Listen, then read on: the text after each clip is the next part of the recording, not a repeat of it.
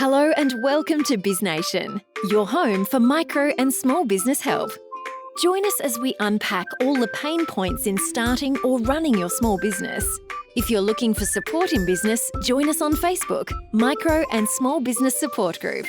Your host, Kerry Zarb, brings you discussions, interviews, and many hints and tips to get you all set in your business. So sit back and enjoy as we launch into today's episode.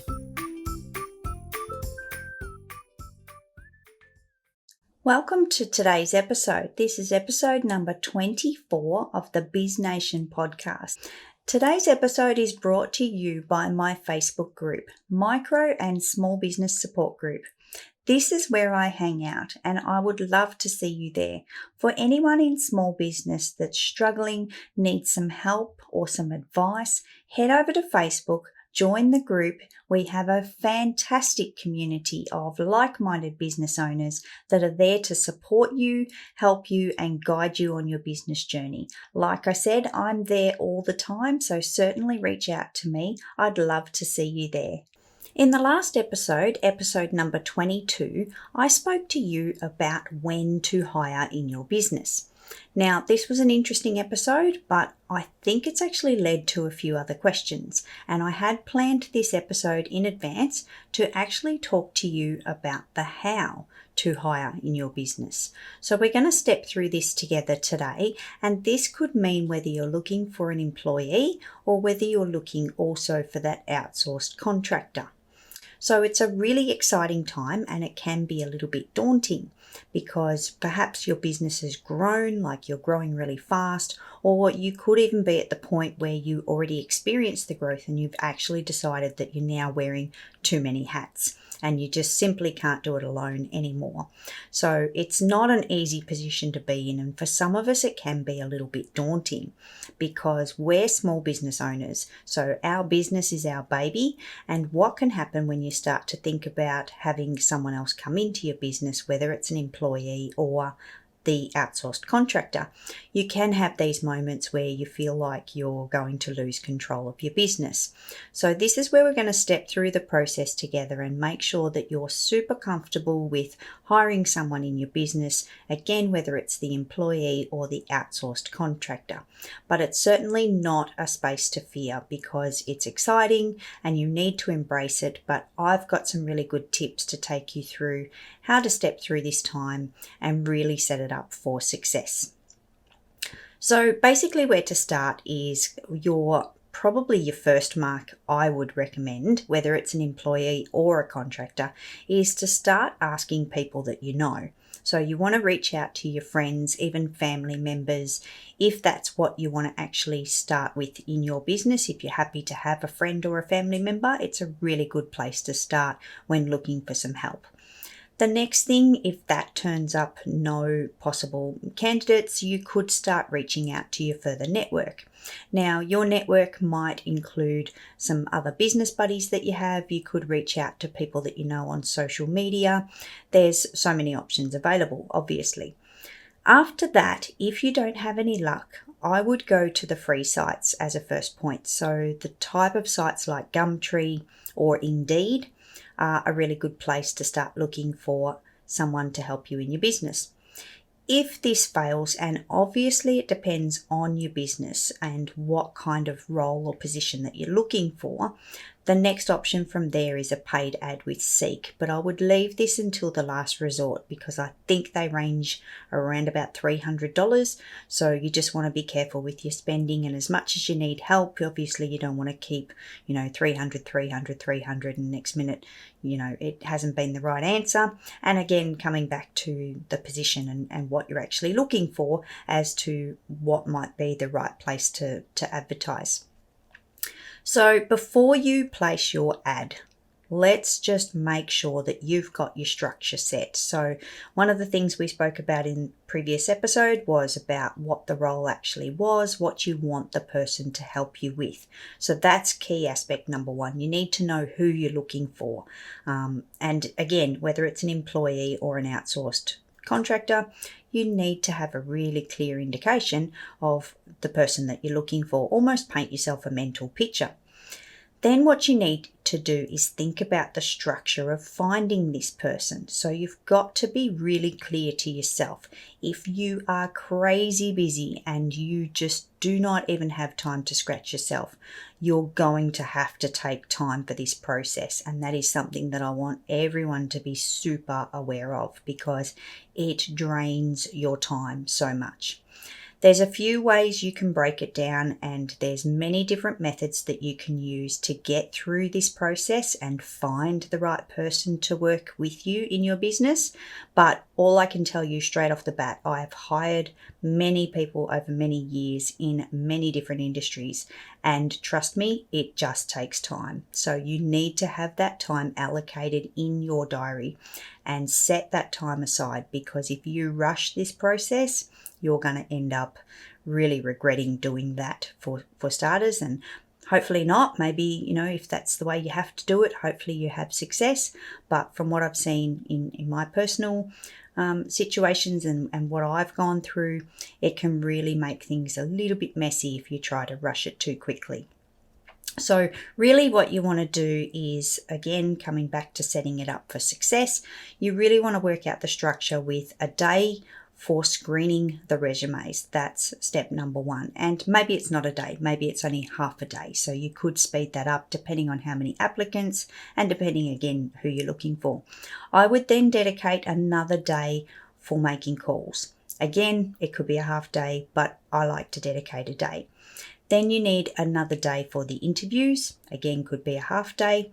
And then also depending on whether you want to have second interviews as to whether you need another half day or a day again. But really stepping out that process and having that allocated in your calendar is really going to help you. And certainly, as much as you might be under the pump and you really need some help and you need it quickly, you certainly want to go through this and at least be mentally aware of what you're stepping into and how you can step through it a little bit better and be prepared and obviously get a better result. So really starting at the start is the screening process with the resumes, and depending on the position and all of those factors as to how many you're going to get, also where you've advertised and many other contributing factors to the situation. So screening the resumes comes with many little things that you can find out about a candidate before you even speak to them or even consider your interview process. One of the little things that I've come across time and time again, and I'm trying not to be judgmental here, and it's certainly something that you may or may not find, is the little things in the resume, spelling errors, the way that it's laid out. Not a lot of younger people have experience with writing their resumes, but it's certainly something to kind of take on board. And again, depending who you're hiring and what the position is. But one of the things that I've seen on numerous occasions is their email address. So if their email address is something like sexynameyear@gmail.com, they're not really in that professional zone yet. And it might be age, and depending again on the position that you're actually, offering and who you're looking for, it might be just something that you need to be aware of. But that's a standout to me. Obviously, once you get to the phone call situation, if their number's disconnected, that could also be a problem. If you've used somewhere like Seek or perhaps even Indeed, there are other ways to find phone numbers, so certainly do a bit of investigation, because at the end of the day, we're all human. So I do like to give particularly young people the benefit of the doubt, but it's just something to take under advisement and something that you might want to consider for your process. So many young people haven't been taught how to write a resume or even to consider things like having a wrong digit on their phone number or what context their email has. So just keep that in mind as well, but it's up to you. They're little things that I look out for, but it's completely up to you. You might find that it's perfectly fine for your business and the position that you're advertising. The next part I like to step through is being a little bit kind of unscheduled. So stepping into the phone call, and some people might call it a phone interview, I like to call it my first initial contact. So once I've screened my resumes, I like to then reach out to a few people that caught my attention and kind of just get them unawares. So For example, you might actually want to reach out to someone at 8:30 in the morning. You might want to wait until 9 o'clock or 9:05, or you might want to catch them at lunchtime. Whatever kind of suits you and whatever your schedule is and how you want to play it out. But I like to call them in the 8:30 to 9 o'clock mark, because if they're seriously looking for work, and this goes for all age groups, if they're seriously looking for work and they're knowingly putting their resume out to potential, employers, they should be ready for the calls. At the end of the day, if they're serious about looking for work, they'll be ready for the calls. So that's just something that I've done in the past and found it really interesting. The next step is obviously assessing how they answer the phone. So some candidates, particularly at 9 o'clock in the morning, they might still be in bed. They might answer with, the morning voice and that type of thing. If they recover well from that, because you've caught them unscheduled, it's not too bad. It could actually be a quick recovery and they bounce back and then they're super perky and super excited. If they stay in that drone state and they're not really recovering, for me, that's a little bit of a red flag. That tells me once they know who you are and why you're calling, they kind of don't care too much. So that's something else to be a little bit mindful of. The next thing that I like to move on to is the actual phone interview. So you've touched base with them, and in that touch base, it's really a good opportunity to nut out some really kind of cut to the chase, decisive kind of things, so that you're not wasting your time or theirs. So in that first unscheduled phone call, I would ask them things like their expected rate of pay, and obviously their days of availability, and if they even suit the position. Those two things are key. If they don't tick those boxes, don't waste your time. It'll just drive you mental, and it's certainly, you don't have time to waste. So then you can progress them from there. So at the end of that unscheduled call, I would actually say to them, I'll be in contact further. Keep an eye out for an email from me, check your junk folder, all that kind of stuff that you can do to preempt them that something may be coming. If you don't like them at all, probably don't waste their time even with that conversation or your own time. But certainly it's an opportunity to get that first impression, and hopefully it's a lasting impression, and hopefully you've got heaps of amazing candidates to choose from. But I like to just step through that really quickly. Then from there, you might want to either conduct a formal phone interview, or you might step into, these days, unfortunately, it could be a Zoom interview, or it could be a face-to-face, whatever you can actually do in your business, and depending on when this is actually happening in your business. Zoom is a really good thing, and I think Zoom interviews will continue into the future, so certainly something to keep in mind. But always, obviously, when working face-to-face, we are going to meet face-to-face. It's just a matter of when that actually happens. So if you are conducting a first official phone interview or a Zoom interview, there's a few little things that you can do to actually nut out pretty quickly, so that you're not wasting more time, or your time, their time, all of that kind of stuff. There's a few little things that you can do, and a couple of really good questions that you can be prepared with going into the interview process. And some of these can actually make or break a candidate. And what I like to do is obviously, discuss the role with them, go through your expectations, gauge their responses to what you're saying, read their body language, watch them if they're kind of like looking around the room and not really paying attention, or, that type of thing. Even on Zoom, same thing, if the dog walks past or something, then the dog shouldn't be walking past, like all of that kind of stuff, making sure that you've got their attention and they're paying attention and they are truly engaging with you, whether it's face-to-face or on Zoom, it doesn't really matter. So make sure you've got some really good questions prepared for them.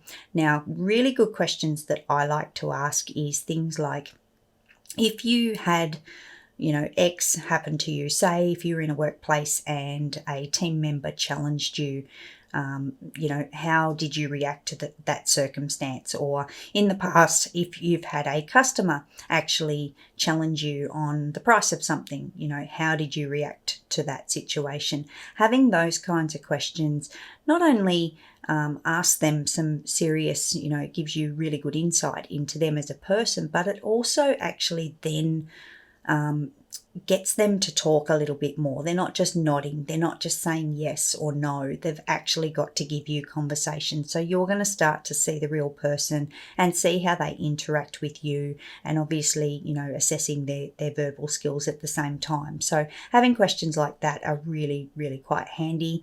And obviously, again, going over the role, making sure that everybody's on the same page of the expectations early on in the process.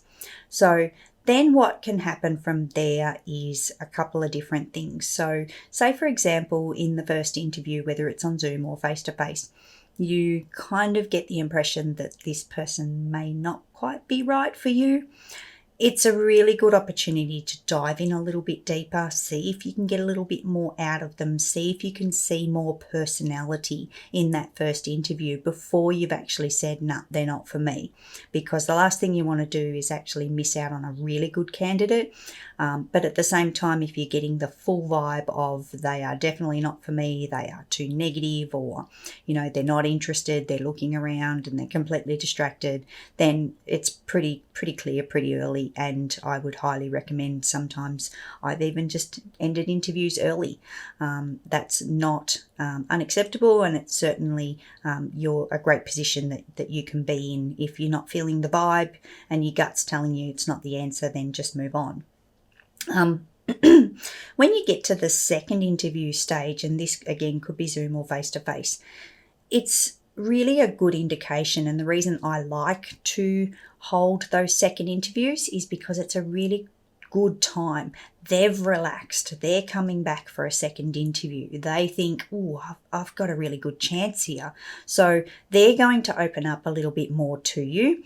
But again, you need to have the right questions to prepare for that second interview. You've gone over so much in the first interview, no doubt. So it's a really good opportunity to ask more in-depth conversation, to engage more in-depth conversation from them, and, really start to see more of their personality and get a gauge for, is it a good personality? Are they a nice person? Or are they potentially and unfortunately going to be a bit of a cancer in your business? And that would be bad, really bad.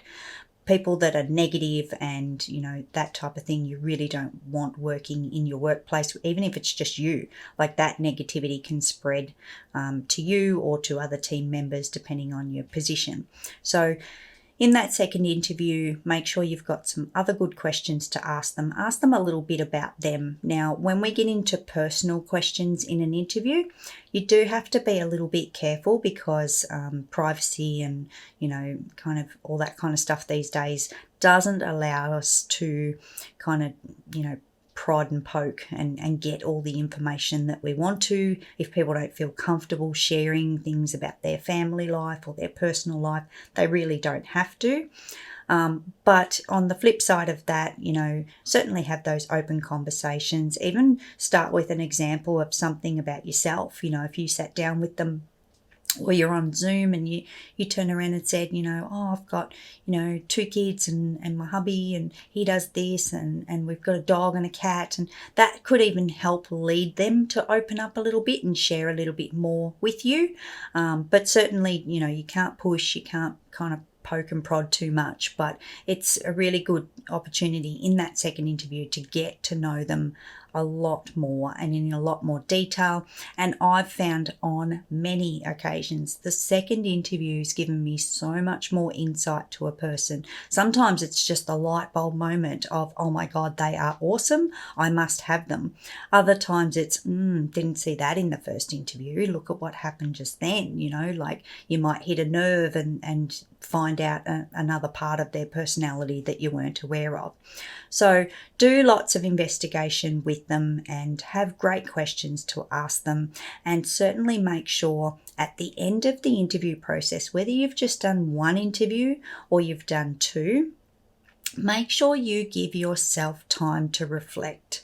reflecting on those that you're talking to or meeting is really important. It's a really good time and little bubble space for yourself to sit down and think about who you're coming across and think about different personalities and start to really think about what matches the position or your business. So I highly recommend that you've got that also scheduled in your time calendar. And sure, it might be of an evening, but just take a moment.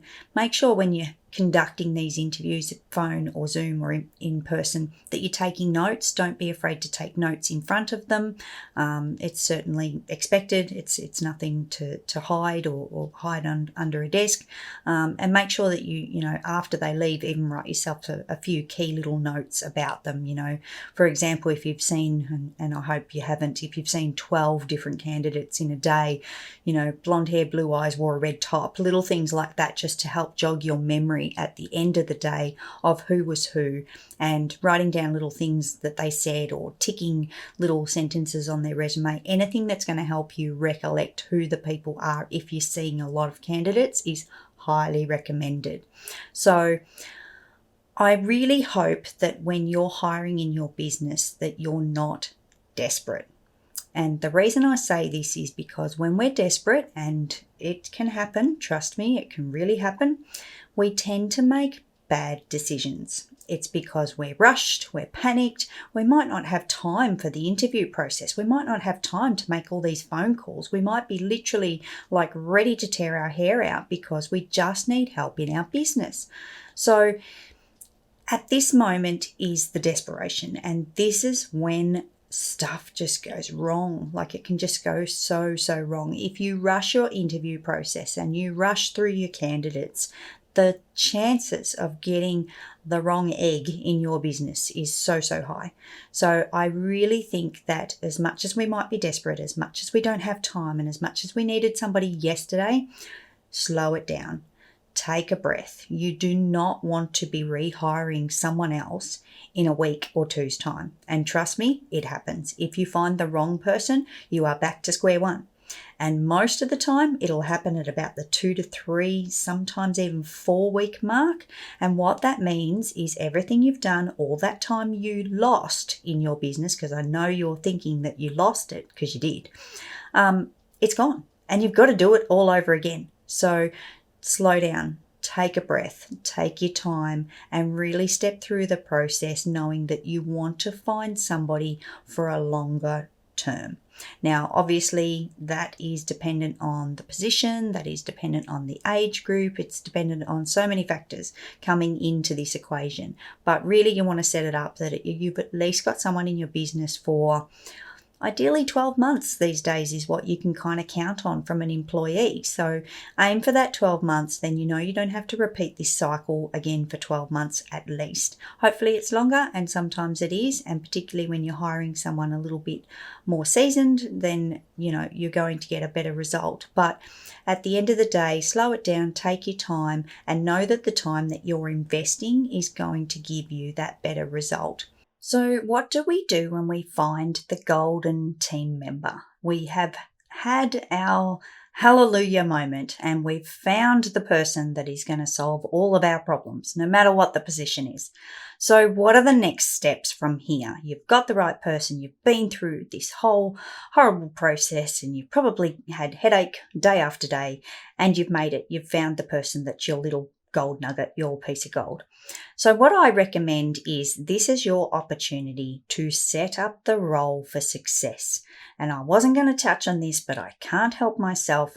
You need to get this organized. You need to be really clear with your little golden person that this is going to be awesome. And the first step to do, and I encourage you to do, is get all the paperwork sorted before they start. Gone are the days where we would turn up on our first day at work and then be handed all these forms and spend half our day filling out the forms. Those days are gone. It's the digital age. Everything's electronic. You can send them all the forms that they need before they start. So I highly encourage you, even if they're starting tomorrow, send them the forms tonight. Like, send that paperwork across. Even if they haven't completed it, at least you're showing that you are serious about this position. You are committed to them as a team member, and it's going to be an awesome journey. Trust me, from those first couple of days will make or break a team member. So if you've done all the right things and you've set it up for success, you've got a higher success chance for your business and your new team member. So get them their employment forms, get them their tax file declaration, get them their superannuation form, get them everything that they need to start on the right foot. I personally also like to send them an email with all those attachments that says, and you've probably gone over it in the interview process, but tell them what to wear. Tell them what facilities are available. Do you have a fridge and a microwave? Are they bringing their lunch? Is there a cafe nearby? All of those little things can make a massive difference to someone on their first day, because there's nothing worse, particularly for the young ones, there's nothing worse than turning up on the first day at work and having a beautiful salad and no fridge to put it in. So you want this to be seamless. They need to feel like they're pretty much going from home to another home. And that's what it is. Let's be honest. We spend a lot of time at work, even full-time or part-time or even casual employees spend a lot of time in their jobs. So they want to feel like they're going from their home into another home, no matter what that looks like. So certainly spend a little bit of extra time. Once you've done it once, if you need it in the future, it's a copy and paste. So it's a little bit of a time investment at the beginning if it's your first hire, and it's something that you can use again in the future. So I highly recommend sending just a little, hey, your first day's on this day, starting at this time, and you can wear X and you can bring Y and all that kind of stuff. And it just makes for a really great beginning, and they're going to appreciate it. You know that they're going to turn up, and you've outlined exactly what you want, exactly how it's going to go, and even make yourself a day plan. Their very first day, even if it's tomorrow, make yourself a day plan. What does it look like? What are you going to show them? Just write yourself a couple of points. If you're that flat out and you don't have time to, really fluff it into an induction document, dot point it. Just simply dot point it, and then go through it the next day with them and tick it off, tick it off, tick it off. Because stepping through the key pieces of the business is so important for them. You got to remember, they've not been here before. They've not worked with you before. They need your help. They need your guidance. You are their new parent, so to speak, if it's a younger team member. And if not, you're their buddy. Like, you're there to help them and work with them and really nurture them on their journey, no matter what age group. We're, young or old, it's all the same. That first day is always daunting. So make it as seamless as possible. Make sure you've got a really good plan, and certainly have fun with it. Have fun with them, engage them and all that kind of stuff, and really set the tone for what you expect of the role and what your relationship's going to be with them moving forward. Okay, so next we're going to talk about hiring a contractor, an outsourced contractor. So this can be very different to hiring an employee. So really what you want to start to do and start to think about, much like the employee process, is what it's going to look like. What's your strategy to it? Who are you looking for? How are you going to find them? So let's break this down, and it's not very dissimilar to the employee situation, and you'll see that in a moment. So what I recommend is, once you know what you want, then you need to look for the who. So the who is really important. And what you want to do is, you're going to be gauging between a few different options, I guarantee it. Because when it comes to the who in contractors, it's a very different relationship as opposed to the employee. But it's still a team member, and don't forget that they're still part of your team.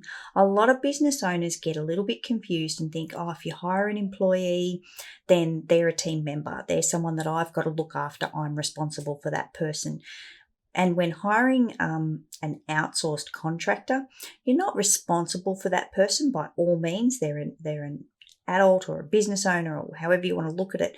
but they are still a member of your team. So they still, some of them still need certain inclusions and certain levels of engagement to be part of your team, and also to embrace them as a team member. Some people like to term them as partners. That's a pretty strong word, and I have used it myself on multiple occasions, but some business owners get a little bit funny about using the word partner, because then partner might mean that, they're a partner in the business, as in part owner. So with a contractor or the outsourced contractor, once you know what, now we're on to the who, and I apologize that I'm saying that again, but it is really important. The what you want covered is like the key factor, and you really need to know it. If you don't know what you want, you're really going to struggle in this space, because they're out there, and they're out there in the masses, and there's lots of good and lots of bad, just the same as the employees. They are waiting for you, so if you know what you want, they're ready for you to contact them. So again, we go back to, how do we find them? So they live in all of the normal places. I've seen contractors actually hired from Seek. It's not where I'd start. I'd start on social media. I'd start with my friends. Ask for recommendations.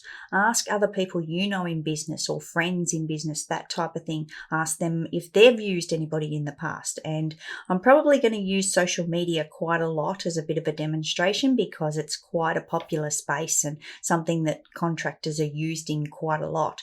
So if you want someone in social media in your business, and it might be someone that's just posting content for you, they're creating the content and they're posting the content. When you're asking for recommendations of someone to help you with your social media, you really need to keep that in mind, because your best friend Betty, who runs the busy business, she might have actually had someone come in and help her with her SEO. Now, if Betty's had help in SEO and you're after someone for social media, they're not the same people.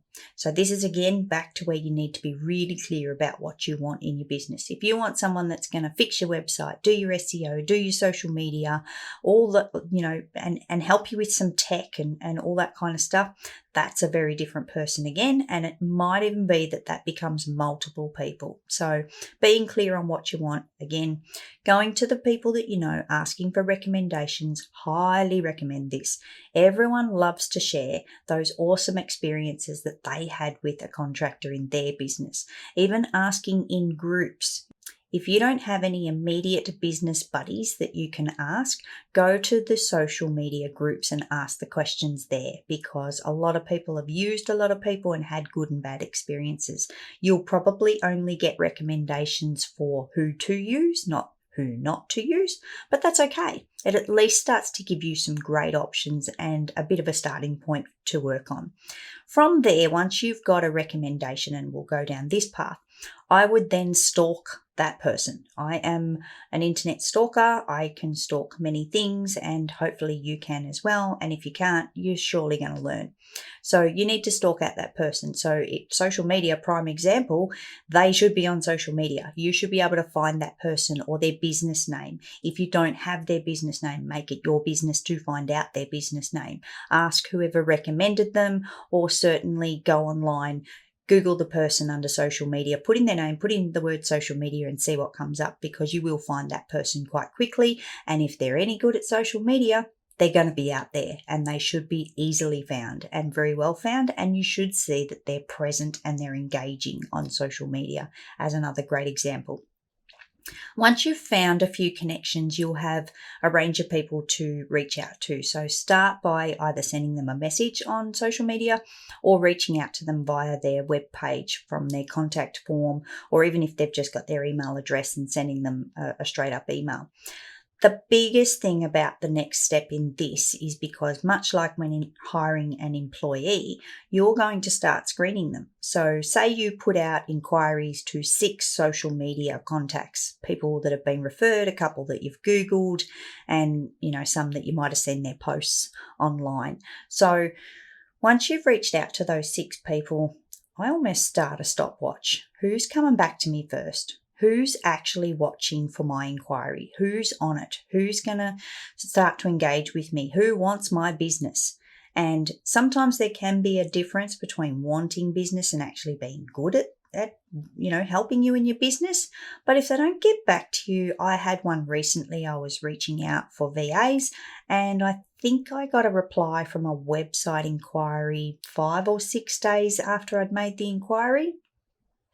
Not a good sign. Not a good sign at all. And call me judgmental. I don't really care. At the end of the day, if it took them 5 or 6 days to get back to me, they're not serious about their business. And sure, benefit of the doubt, something may have happened, and it's probably not fair of me to be so judgmental. But still, at the end of the day, if you're in business, you would expect that if something has happened, someone's taking care of it for them. Someone's giving them a little bit of a hand. So to not get a response within 5 or 6 days, I know I'm going on a bit of a rant here, but I found that a little bit disappointing. So hence I didn't pursue that person. So then I guess it's a combination of many things, much like the interview process. You're vetting this person to see, A, are they a good fit for your business? B, can they do what you want them to do? And C, how do you feel about them? Have you connected with them? Are they, are you on the same page? Are you speaking the same language? Do they get you? You might not know what you're talking about with your social media. Oh, I want some help in social media. But do they understand where you're coming from? And then comes the opportunity for them to make their offer. So what they can do for you and what the price tag is going to be. So from this, you're going to have a few options on the table. And again, remember, you've gone out to 6 different people or companies, and hopefully you've got at least 4 responses. And by then, you should have a bit of an indication of how much and what you're going to get for your money. So what I like to do is sit down. You got to compare apples with apples. And this is where it gets a little bit tricky, because one contractor to the next will not give you the same result. You'll be lucky out of those 4 if you get anything that resembles the other one. So you've kind of got to morph it a little bit for yourself, and you've kind of got to go with a bit of an equation. And again, using the social media person, and not to pick on them because I think they're awesome. But if you sat down and you had 4 social media proposals, and proposal number 1 says that I'll post 2 times a day on your Instagram, and I'll use all the hashtags, I'll do all the research, and that's going to cost you, and again, this is no indication of the price of their services, it's just for the purpose of the episode, that's going to cost you $200 a week.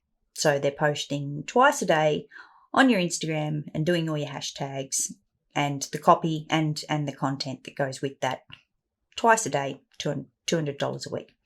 Then the next proposal, we could go on for some time here, but the next proposal might be, I'll do a post a day, and I'll do the hashtags, I'll do the copy and the content, and I'm going to do it, at X amount of time on X amount. I'm not going to do Sundays, but I definitely think you should be present on a Saturday.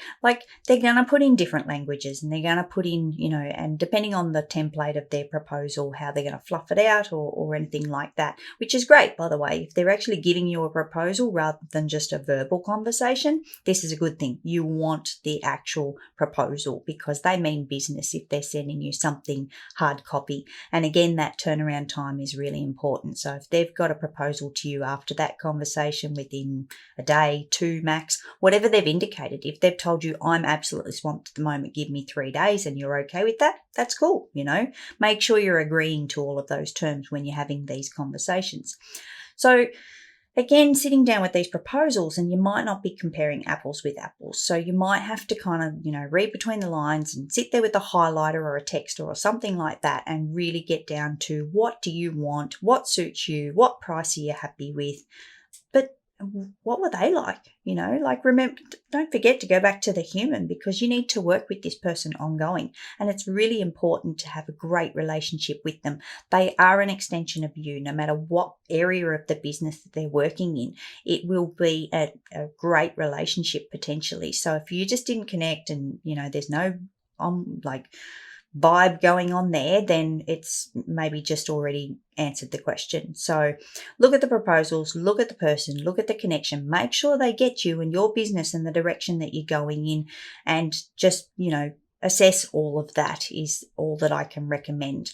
Again, going back to the fact that people might have come from recommendations, that can actually sway our opinions when we're looking at proposals, but that's maybe not a bad thing. So that's something that you can keep in mind as well.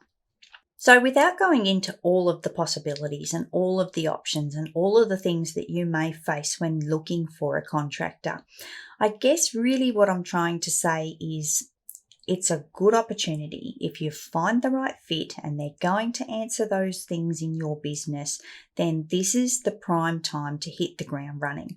One of the biggest things that you should be receiving, not only should you have received a formal proposal from this person, that means business, but you should also be getting a formal contract from them. Have that conversation as well. Do they have a contract? Do they, put something together, or is it something that you work on together? How do they like to operate, and get all that solidified from the start. It's a really good opportunity. It's just like having the employee set it up for success from the beginning. So sign off on any contracts, make sure that everyone's on the same page for what's being provided, at what price, under what terms and conditions. It's all really important. So if you've come across a contractor that doesn't quite operate like that, not necessarily to say that they're a bad contractor, but maybe it's something you could actually say to them, listen, I prefer we had a contract, so can you put something together? Put it back on them. They're providing the service. They're in business. So if they don't have the contract, they really should. And it's something that they should be willing to put together for you. So just to recap with the contractor, you've got all of your terms and conditions, you know what you're getting for what amount of money you're paying, and it's a really good opportunity, like I said before, to form an excellent relationship working with this person. But again, it's about open communication.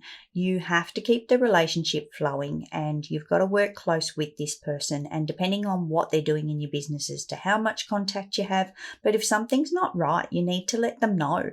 At the end of the day, it's just like an employee. It probably doesn't need as much fluffy language because we don't have all those fair work things to deal with, which is kind of nice. But make sure that you're having those open conversations, touching base with them regularly, making sure that they're getting from you what they need, and vice versa. If you're not happy with something, give them that feedback, because trust me, they most likely want to please you because they want to keep you as a client. So it's a really good opportunity to make sure that the communication's flowing, everyone's on the same page. If something's not right, you work together to fix it. And like I said, well, I am personally a contractor, so I'm all for it, and I love to have contractors in my business as well as being one. But at the end of the day, it's a two-way street, whether it's an employee or a contractor. It's about forming great relationships. It's about setting them up for success from the beginning and making sure that everyone stays on the same page. So I really hope that you've enjoyed this episode, and until next time, take care. Thanks for tuning in to the BizNation podcast, your home for small business help. If you're looking for support in business, join us on Facebook, Micro and Small Business Support Group. You can find the link on our website, biznation.com.au. Tune into future episodes for more discussions, interviews, and many hints and tips to get you all set in your business. Until next time, stay safe, stay well.